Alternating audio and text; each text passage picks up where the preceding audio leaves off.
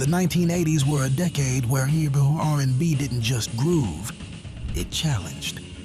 This was the era when Prince blurred every line imaginable, when Janet Jackson found her voice and made the world listen, and when Quiet Storm's slow burners got just a little too real for primetime radio. Tonight, we're revisiting 15 R&B songs that shook the decade, with soul, scandal, and unforgettable sound. Number 15, Sugar Walls by Sheena Easton, 1984. I do is a song from a couple of years ago. It's called Sugar Walls.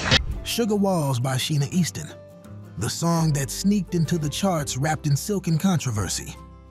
Released in 1984 and written by Prince under the alias Ethelson, Alexander Nevermind, this song arrived during a moment when R&B and pop were exploring sensuality with new boldness. There's more where you come from, my sugar walls. Easton had already been known as a clean-cut pop singer. Then, suddenly, here she was delivering one of the most suggestive songs of the decade. The lyrics weren't just flirtatious. They were explicit metaphor, the kind that made radio programmers sweat and the PMRC Parents Music Resource Center furious. And oh, the backlash came fast. Where I come from, there's a place called heaven. Sugar Walls was placed on the PMRC's infamous Filthy 15 list, songs they claimed threatened the moral fabric of American youth. But that only amplified its cultural presence.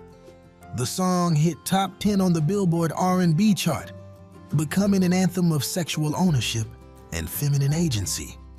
For those who remember hearing it late at night on a Quiet Storm radio station,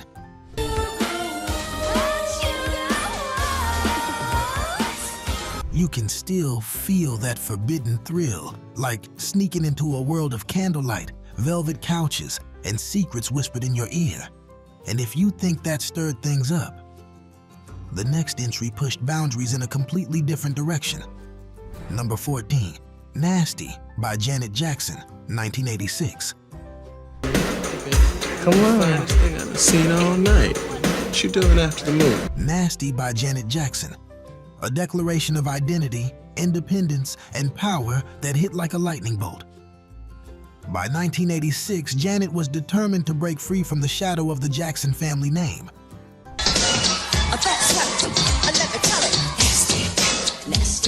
She left her father's management, moved to Minneapolis, and teamed up with Jimmy Jam and Terry Lewis, who helped her craft a sound that was sharp, rhythmic, and unmistakably hers.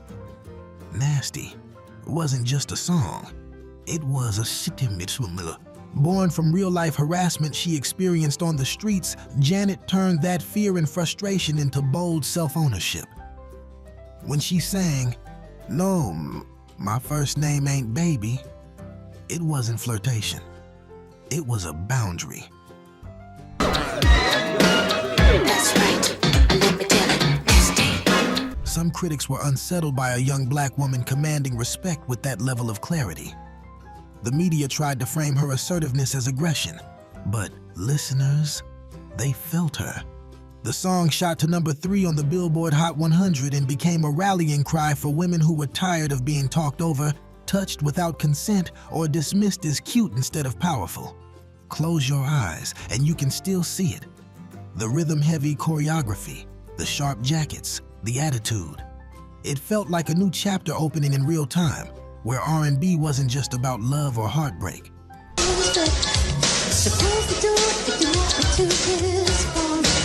It could be about self-defense and dignity. If this was the sound of empowerment, the next track brings us into the zone of pure seduction, the kind that had preachers and politicians sounding alarms across America. Number 13, Between the Sheets by the Isley Brothers, 1983.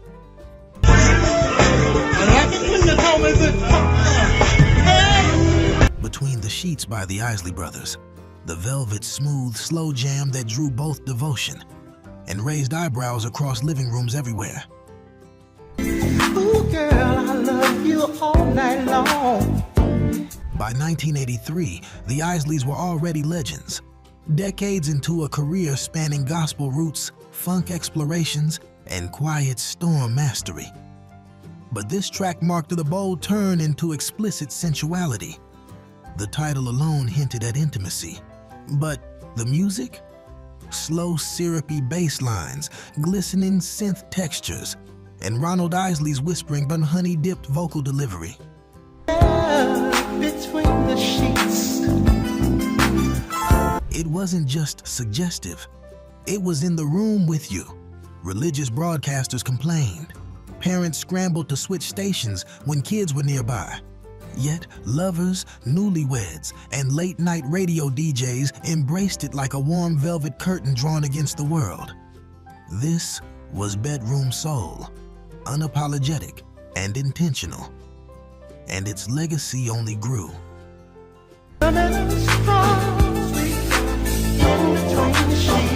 Between the Sheets became one of hip-hop's most sampled tracks of all time, especially in the 90s, where artists like the Notorious B.I.G., A Tribe Called Quest, Da Brat, and Gwen Stefani repurposed its luxurious mood into something timeless. The Isley Brothers didn't just make a song. They set the blueprint for the modern R&B slow jam. Light the candles, dim the room. You already know the feeling. And if this slow-burning intimacy shook the airwaves, the next track brought controversy from an entirely different direction. One tied to identity, image, and the boundaries of masculinity on stage. Number 12, Adore by Prince, 1987. I was rapping till the sun came up. Adore by Prince, a song so tender, so intimate, that it challenged the world's expectations of what masculinity in R&B could sound like.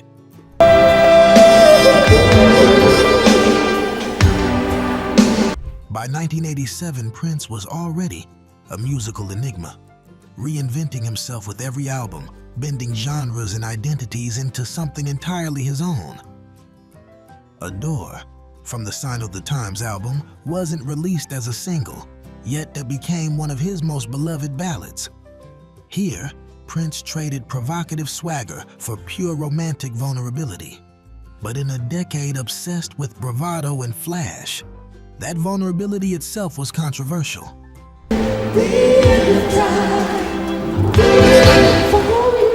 Some critics didn't know what to do with the male superstar who sang in a soft falsetto, pledging devotion with gospel-level intensity. Others questioned its lush sensuality, calling it too intimate for mainstream radio, as if love in its rawest form needed boundaries. But listeners knew the truth. This was slow dancing in the living room soul. This was satin sheets, dim lights, hearts beating close enough to feel. This was a man saying, "I will love you completely, without apology." The song became a staple on quiet storm stations and remains a wedding playlist essential. That's right. It influenced artists like Maxwell, D'Angelo, and Alicia Keys. Anyone who ever wanted to blend yearning with elegance.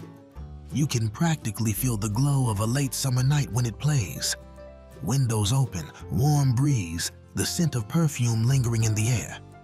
If this was soulful romance brought to a hush, our next entry swings the door wide open into the world of groove, glitter, and a controversy born not from lyrics, but from who was leading the band. Number 11, Word Up by Cameo, 1986. Ladies and gentlemen, Cameo. Word Up by Cameo, the funk hit that strutted onto the scene with swagger, attitude, and a look that had critics talking just as loudly as the music. By 1986, Cameo had already carved out a place in funk history, but this track was something different.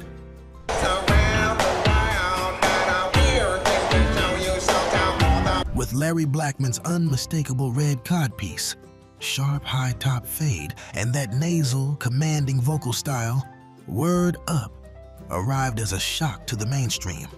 The song's groove was irresistible, a snapping, synthesizer-driven beat that dared you not to move. But it wasn't just the sound that had people talking, it was the image. Some commentators didn't know what to do with Blackmon's flamboyant stage presence.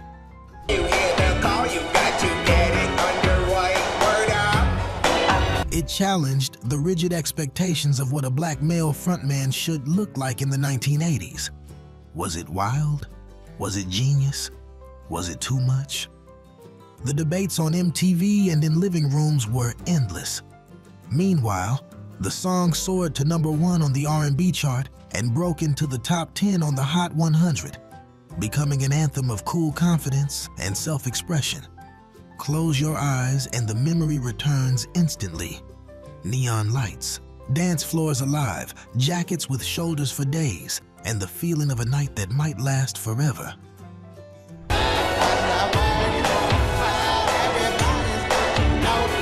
Word Up didn't just move bodies, it pushed culture forward, telling us swagger didn't have to come in just one shape or sound. And if you thought Image was controversial here, the next track brought controversy rooted in heartbreak, vulnerability, and the messy truth of love itself. Number 10, Saving All My Love for You by Whitney Houston, 1985.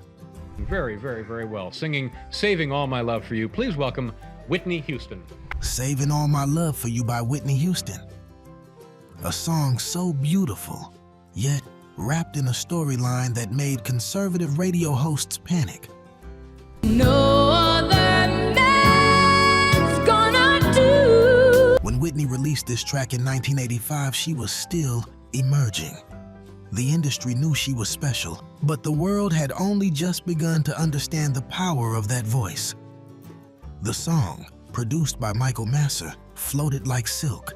Soft electric piano, slow pulsing rhythm, and Whitney's voice blooming into full emotional radiance.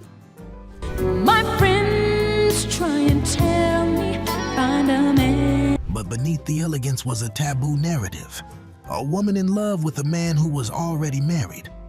In an era where R&B love songs often idealized devotion, here was one that confronted messy, complicated, grown-up love. Some stations refused to play it. Some critics called it immoral. Yet listeners, especially women who had lived through love that didn't fit fairy tales, heard truth. Whitney sang not as a villain, but as a person caught in longing. I'm saving all my love for you. The kind found in quiet apartments, unsent letters, whispered promises.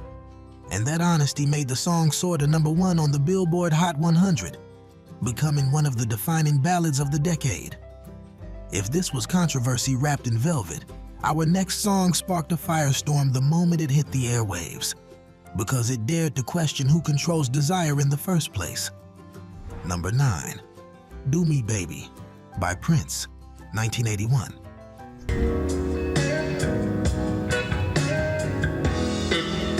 Do Me Baby by Prince, the slow-burning bedroom ballad that didn't just suggest desire, it announced it.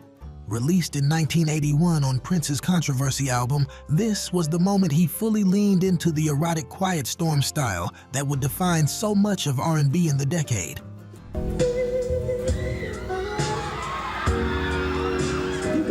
The song wasn't built on innuendo.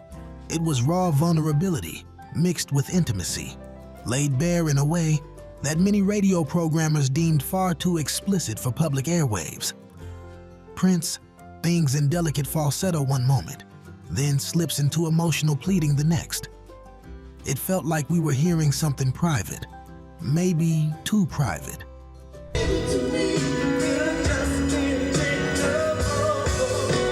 Religious broadcasters condemned it. Reviewers called it indecent. Yet in late-night dorm rooms, lovers' apartments, and candlelit dance floors, this track became a rite of passage. The song didn't just set the mood, it defined the mood for an entire generation of slow jams to come. And the influence only expanded. In 1986, Melissa Morgan released her version, transforming the song into a massive R&B hit, cementing Do Me Baby as one of the era's most enduring sensual ballads.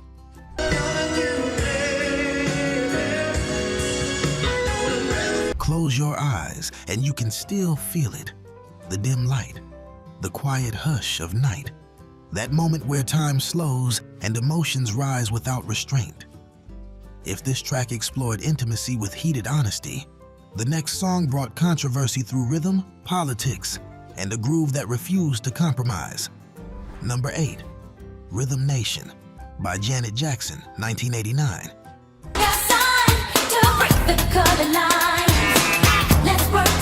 Rhythm Nation by Janet Jackson, a song that proved R&B could be revolutionary, not just romantic. By the late 1980s, Janet was no longer just a star. She was a cultural force. Her album, Rhythm Nation 1814, was built on the belief that music could unify, educate, and empower a generation facing poverty, racism, addiction, and political division.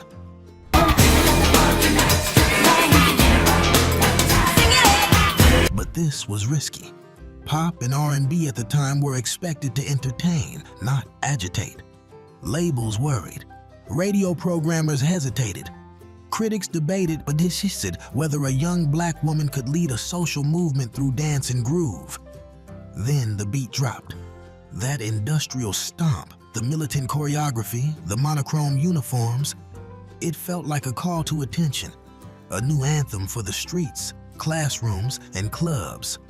Some conservative commentators accused Janet of promoting radicalism. Others said music shouldn't be political.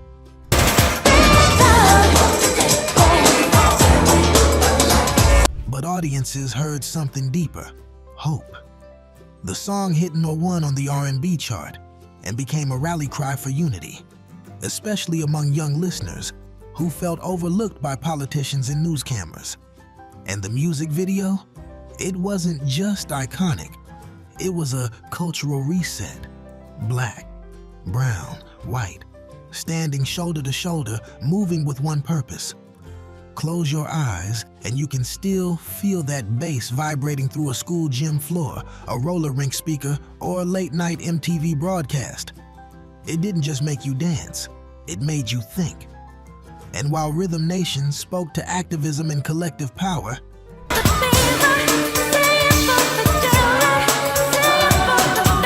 our next entry stirred controversy in a quieter, far more intimate space: the church pew and the heart. If these unforgettable R&B moments are bringing back memories, or maybe sparking some new ones, go ahead and give this video a like. It helps keep this music, these stories, and this history alive for future soul lovers. And don't go anywhere. We're just getting into the deep side of the countdown. Number 7, Sexual Healing by Marvin Gaye, 1982.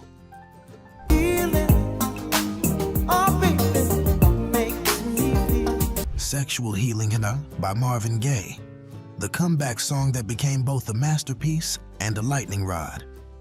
By 1982, Marvin was living in Belgium, trying to escape the pressures of fame, heartbreak, and addiction. He was rebuilding, body, spirit, creativity, piece by piece. Sexual healing, baby, is good. And out of that exile came a sound unlike anything else on the radio. Smooth drum machines, airy synth pads, and Marvin's voice. Tender, pleading, vulnerable. It was sensual, yes, but also deeply human. A man asking for connection as a form of healing. But America wasn't ready. Conservative radio hosts blasted it as immoral. If you don't know the thing you're dealing. Some stations refused to play it. Religious groups called it corrupting. Yet listeners heard something more profound.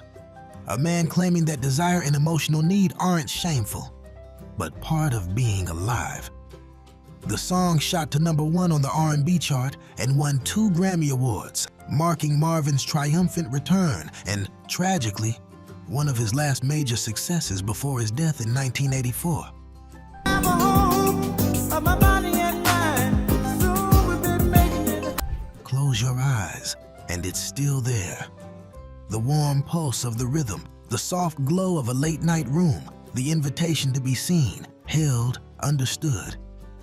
And if this entry was intimate and longing, the next one is bold, dance floor electric, and absolutely unapologetic. Number 6, Nasty Girl by Vanity, 1982. Well, first of all, Brenda, Vanity, and Susan. Brenda's from Boston, Vanity's from Canada, and I'm from Minneapolis. Nasty Girl by Vanity 6. A track that strutted into the 1980s with stilettos, eyeliner, and zero apologies. Formed and produced by Prince, Vanity 6 was designed to confront the era's expectations of women head-on.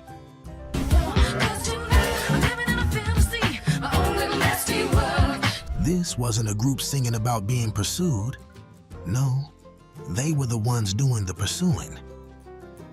When Nasty Girl dropped in 1982, its message was unmistakable. Women could own their desire, speak it out loud, and take control of the dance floor and the bedroom, if they felt like it. And boy, did that make people uncomfortable. Radio stations balked, TV networks avoided it. Critics called it too explicit, too provocative, too much. But the clubs exploded.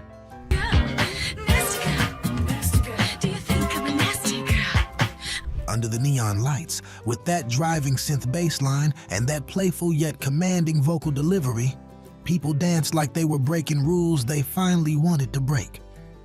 This track pushed further than subtle metaphor.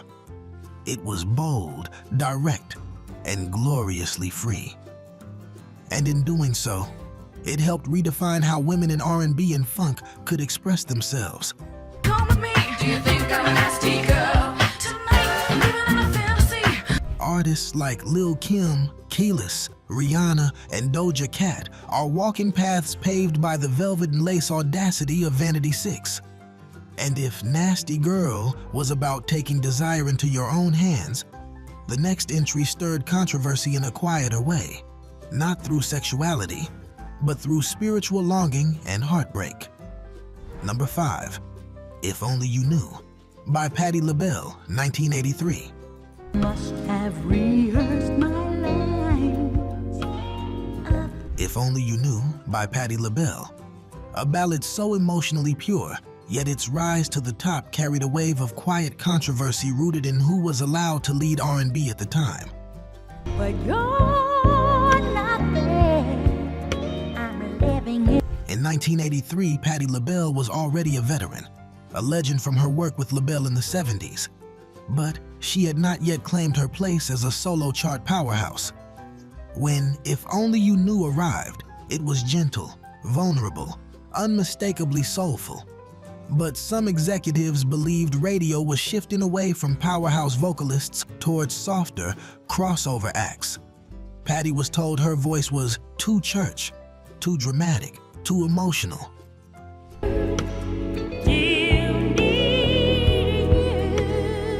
In short, too black for pop radio, but audiences heard truth in her voice.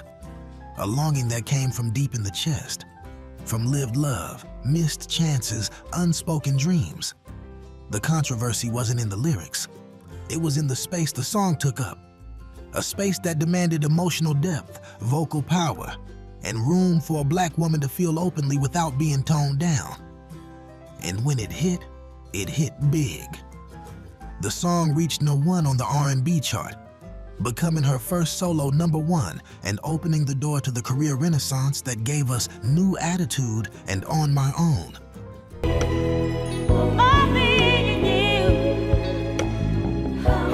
Close your eyes and you can still see it. A quiet kitchen at midnight, phone in hand, debating whether to dial or let silence speak for you. That's the magic Patti captured.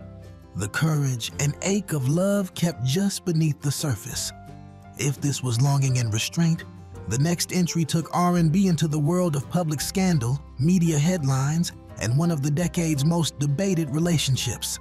Number 4, I'm in Love by Evelyn Champagne, King, 1981.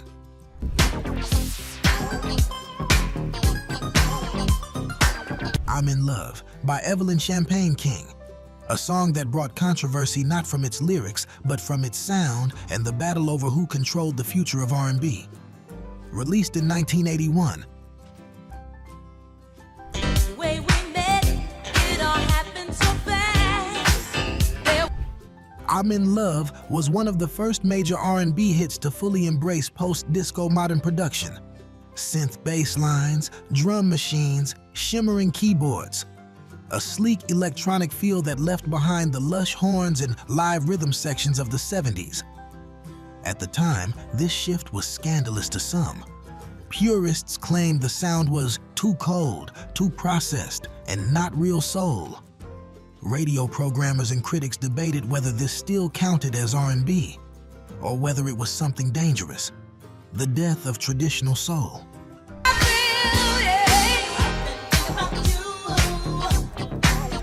But the dance floors told the truth. This song was alive. It pulsed through roller rinks, basement parties, and nightclub speaker stacks. Evelyn's voice carried warmth, joy, and light, proving that soul was not defined by instrumentation, but by feeling.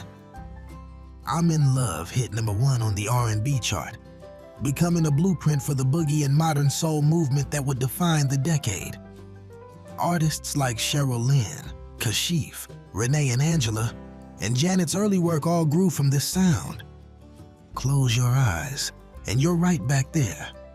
Polished floors shining, disco lights spinning, sweat and perfume mixing in the air.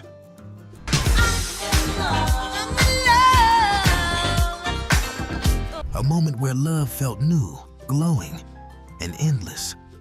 If this was the sound of the future arriving early, the next entry sparked a controversy that played out not just in clubs or radio stations, but in Congress. #3, Darling Nikki by Prince, 1984. Hey, she was a sex fiend. I met her in a hotel lobby. Darling Nikki by Prince, the song that didn't just cause controversy, it helped change U.S. music law. Released in 1984 on the iconic Purple Rain album, Darling Nikki was never meant to be a radio single, but it became one of the most talked about tracks of the decade. She said, sign your name on the dotted line. The lights went out. Why? Because of its blatantly sexual narrative. No metaphor, no coded language. Prince told a story of lust in a hotel lobby, and he told it with a wink, a grin, and the confidence of a man who knew exactly what he was doing. Then came the moment that changed everything. Tipper Gore, wife of Senator Al Gore, heard her young daughter listening to the album and was outraged by the song. Next morning, Nikki wasn't there. I looked. That shock turned into a movement, the PMRC, Parents Music Resource Center, which targeted pop, rock, and R&B artists they deemed dangerous. Darling Nikki became Exhibit A. Congressional hearings followed, major labels were pressured, and eventually, the now famous Parental Advisory explicit content sticker was born because of this song. But for listeners, this track was liberation. It was the thrill of discovering that music could be messy, sexy, and playful, and completely alive. Prince wasn't just pushing boundaries. He was showing there were never any to begin with.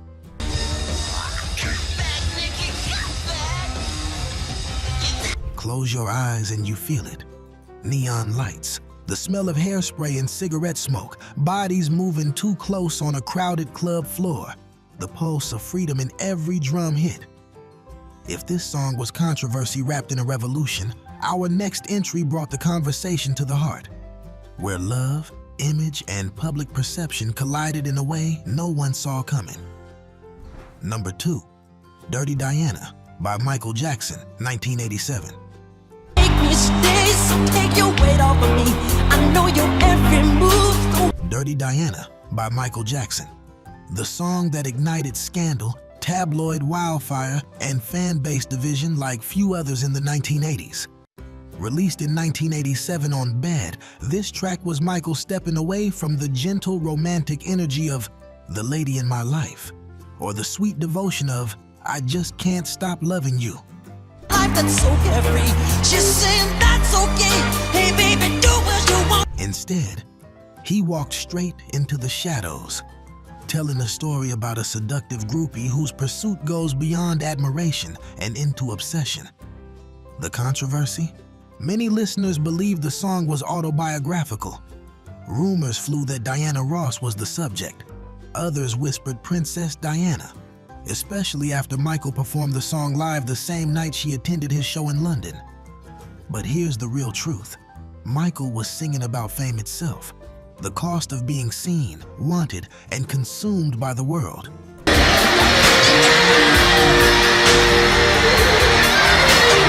The song's rock R&B hybrid sound, driven by Steve Stevens' searing guitar solo, shook pop radio. Some R&B stations refused to play it. Meanwhile, rock stations didn't know whether to embrace or reject a black artist commanding their territory. Yet audiences connected with its rawness, the vulnerability beneath the superstar shine.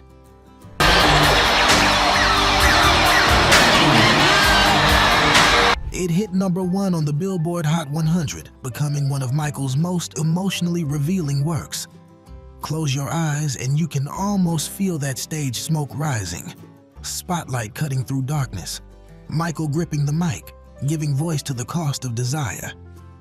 And if this shook the world, nothing could prepare audiences for the boldest, most discussed R&B song of the decade. #1, Let's Get It On by Marvin Gaye, 1983 reissue resurgence and cultural clash. Let's Get It On by Marvin Gaye, the slow jam that didn't just hint at intimacy, it made the entire world sit in it. Now, the song originally released in 1973, but its massive resurgence and cultural flashpoint happened in the early to mid-1980s. When Quiet Storm Radio took over late-night airwaves, R&B was becoming more sensual, and America was in the middle of a heated moral panic about sex, music, and media influence. And this was the song at the center of it all. Everywhere you turned, Let's Get It On was the soundtrack. Roller rinks, slow dances, late-night call-in dedications, dimmed basements where first kisses lasted too long.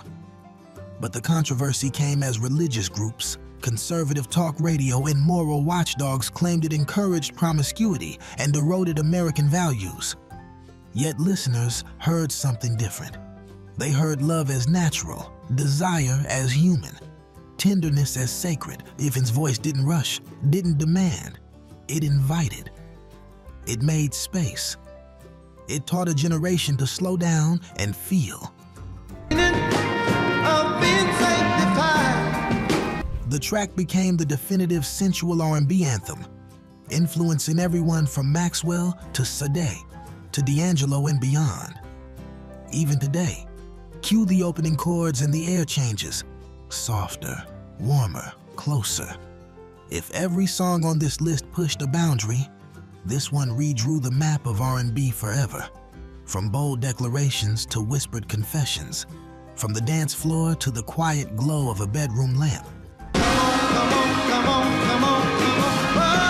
These were the 15 controversial R&B songs that didn't just soundtrack the 1980s. They shaped it. They challenged radio. They stirred conversations. They expanded what R&B could express. Thank you for taking this soul stroll with us. Your presence here keeps the history alive. If you felt something, a memory, a mood, a smile, go ahead and subscribe to keep the groove flowing. We celebrate music not just for how it sounds, but how it lives. And don't stop here. Up next, 15 R&B songs only, those who grew you in the 1990s remember. Click on screen and let's keep the rhythm rolling.